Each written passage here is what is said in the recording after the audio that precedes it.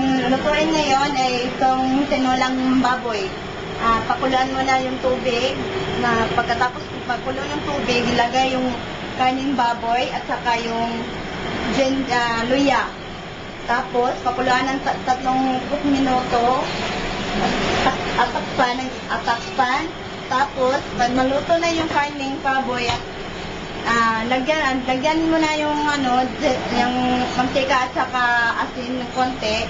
Tapos maluto na yung kaning baboy, ilagay yung pitsay, dahon pitsay at saka yung Huwag takpan para hindi maging kulay dilaw yung dahon ng pitsay. How about, I want to know the pork, how to prepare the pork, how to marinate the pork.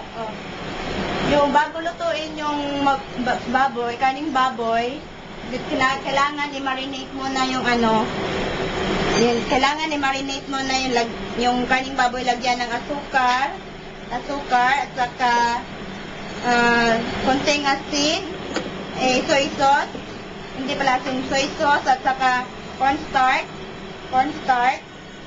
konting cornstarch at saka itong light soy sauce. Tapos mix, ihalo siya. Pagkatapos ihalo, itakpan ng plastic. Takpan itong plastic wrap. Takpan siya at ipasok sa refrigerator. Okay. So, then finally, how to do it? If the boiling, finish the boiling the soup, how to check the taste?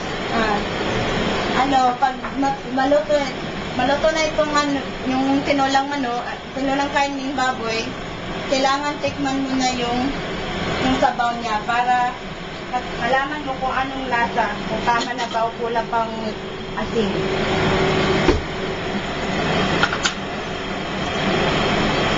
Little bit. Okay. Tapos, tikman mo na. Tama na nilang lasa, saka na mo na yung patayin ang apoy. Okay. Then otherwise, what kind of the cook, what kind of the food tonight we prepare for you? Ito ay Cantonese cucumber. sitaw. Yeah. Sitaw? English is cucumber. Cucumber. Ito ay pipino. Tapos, ito ground beef. Giniling na karning baka. Tapos, dahon ng sibuyas at saka ahos. Okay. So, after that, can you try to fry the food for me? Let me see. Fried.